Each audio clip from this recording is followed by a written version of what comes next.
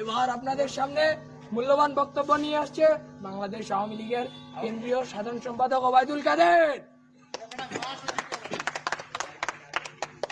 আমরা করতালি দিয়ে অভিনন্দন জানাবো।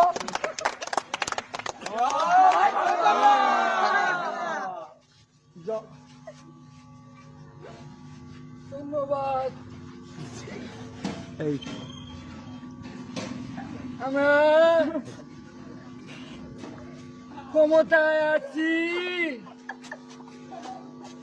ক্ষমতায় থাকবো। কিসের বিএনপি? এখানে মাঠও আমাদের, রেফারিও আমাদের, বাসি বুসি যা দেবে আমাদের পক্ষেই দেবে। ক্ষমতায় আছি তো, যাইনি।